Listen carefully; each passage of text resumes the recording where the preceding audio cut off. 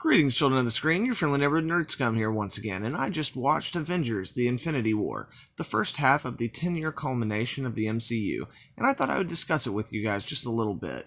Now, I actually enjoyed this film quite a bit. There were very few issues I had with it, but I've seen that that is not necessarily the case. While the majority of people really enjoy the film, there are some people who did not. So instead of me just regurgitating all the same things that everyone else has already been praising the film for, I figured I would actually just address some of the issues from people that I've heard from who didn't like certain aspects of the film. And then at the end of that, I'll then address the things that didn't work for me. So first off, a big one that I hear from people is Hulk, or lack thereof. A lot of people I know really did not like what they did with Bruce Banner and Hulk in this film. By the way, I didn't mention it before, but there will be spoilers in this video, so I'm going to give you a brief moment to dip out and come back after you've seen the movie if you haven't seen it as of yet. Okay, for those of you left, you've been warned. So anyway, as I was saying, a lot of people didn't like the fact that after Hulk in one scene basically getting his butt handed to him, refused to show back up, like as if he were afraid or something like that. That's a fair point. I get why people who like seeing the Hulk in this franchise would definitely want to see him more in this film. But here's the thing about Hulk. There's not that many varying story arcs for the Hulk. You know, like, I mean, they've done a lot with him over the years, but a lot of the stories are the same basic formula. And it looks like with this, like, number one, it seemed like they wanted to give Mark Ruffalo a little bit more time, face time in the movie. And also, like, over this movie and the next movie, they're trying to build a very specific arc for Hulk, is what they've indicated, because right now Columbia still owns the rights to distribute Hulk movies, so we're not going to be seeing a Hulk movie. So, yeah, like, I definitely get why people would be disappointed in that, but I thought that it was an interesting dynamic, especially because Hulk has never been beaten before. Like, yeah, sure, Thor, like, might have gotten a couple of pot shots and stuff, but, like, he's never been beaten the way that Thanos beats him. And just that idea, I can understand how an entity such as the Hulk could not deal with that. And I also thought it was really interesting and really cool getting to see Bruce Banner like in the Hulkbuster armor and doing all that kind of stuff. So I really enjoyed that aspect of the thing. Like, that's why it worked for me. It's why I didn't mind seeing a little bit less Hulk, especially because I'm sure in the next movie we will see a little bit more of him. So moving on after that, the other big thing that I've heard people say, and especially to me because they know I'm a big Doctor Strange fan, is like they did not buy into the aspect of Doctor Strange handing over his gem to save Tony Stark. So I thought the same thing at first, but then as I thought about it more, trying to reinterpret that moment and like what goes on in that scene, previously he tells them that basically he looked into the future, and of all the iterations that he looked at, there's only one where they win. Now, that he could be talking about that specific battle, or he could be talking about, like, against Thanos in general. But a lot of people have been indicating that, like, him doing what he did was a way of trying to, like, change the events that were going to unfold, because he had seen time, so he's trying to create a separate iteration of the timeline that he never actually saw. But the thing is, his change of heart and him being so, I don't even know the right word, it is so out of character that I personally feel that what he did is he looked into the future and he saw the timeline where they would win.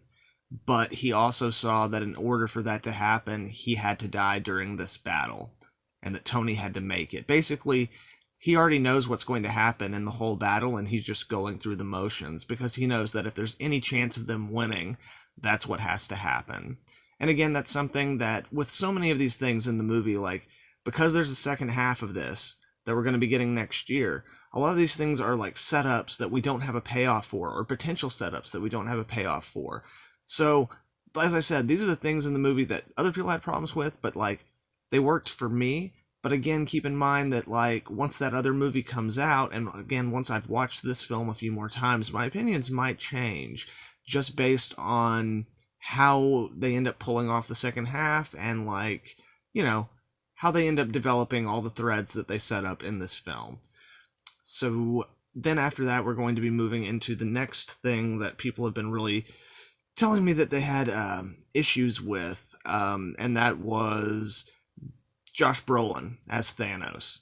I did not have this problem at all. I will give them this. Like, when they first announced Josh Brolin and I thought of Thanos in the comic books, that really did not work for me. I was like, I don't see it, man.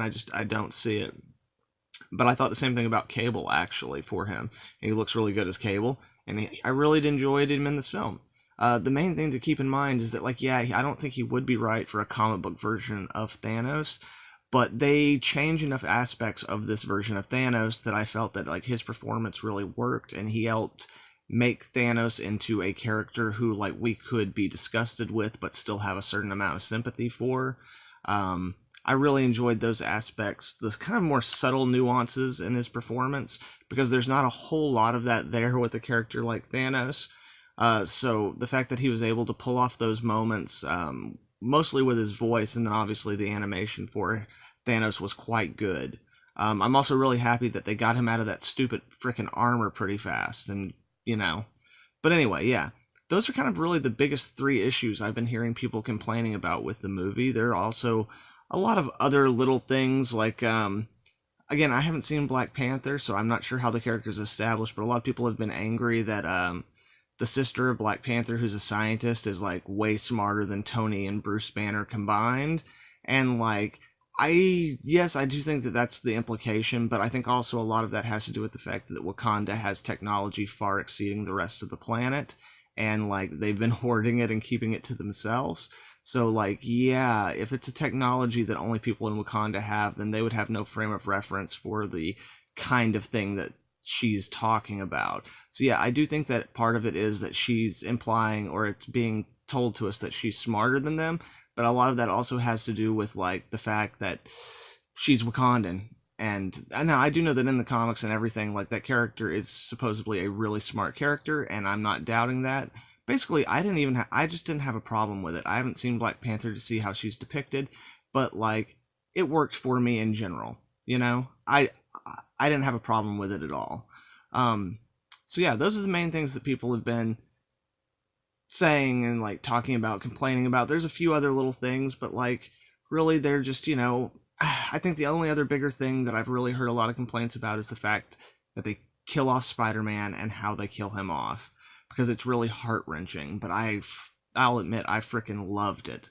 I thought that was great. It was done really, really well, and it really helped give you that, like, gut punch feeling right at the end of the film. It was funny too. I was talking to a friend of mine earlier this week, and I was like, man, how cool would it be if, like, because we know that, like, in the second movie, most of the heroes will get brought back. So how cool would it be if, like, Spider-Man died and Aunt May had to see, we actually saw, like, Aunt May seeing it on TV or something? That'd be crazy. And of course, we don't get anything like that, but it's just about as heart-wrenching as what I was kind of hoping for, which is really interesting and cool. So yeah. Now, the things that bothered me about the movie are really, really small things. You know, I mean, one of them's kind of a big thing, but not really. It's just me. I hate the movie, the MCU Iron Spider suit. The legs are super cool, and I like how, like, all the little panels on it kind of move, and, like, it has a lot of really cool elements, and I kind of like the functionality of it, but I don't like the visual design of it. It never worked for me in the movie, and as much as I loved Spider-Man in the movie, it's just gaudy, and there's too much going on. And that's one of my biggest issues in the movie, is the Spider-Man costume, And if that's, that's nothing. Like, he looks cool in every fight. Once it starts moving fast, I hardly even notice the things that I don't like. So it really is just kind of a more personal issue that I'm having.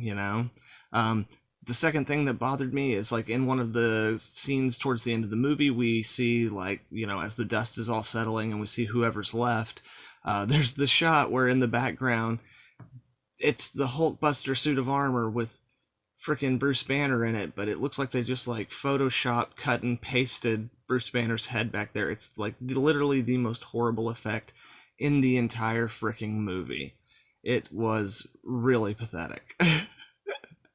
And yeah, like, there's at least one other thing that I remember bugged me when I was watching the movie, but I'll be completely honest with you. Right now, I can't think of what it was. And again, like, oh yeah, that's what it is.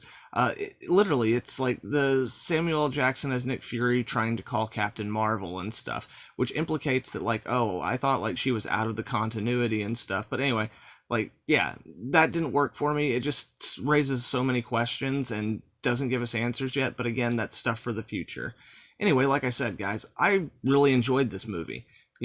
I know a lot of people have loved it, and a few people have really disliked it. I think mostly for just little things like that, as well as, like, they killed off so many characters that people loved. But anyway, those are just my thoughts. Did you guys like the film? Let me know down in the comments below. And if you like this video, please give it a like and share it with some friends. That's more important now than ever with everything YouTube is changing up on us small-time YouTubers. And if you're not subscribed, then make sure and subscribe and hit that little bell so you can get updates on all the dope content I'll have coming out in the future. Also, guys, if you'd like to follow me on Twitter or Instagram, I'll have the links for those down in the description below. Thank you very much, and I hope you all have a good one. Nerd Scum, out.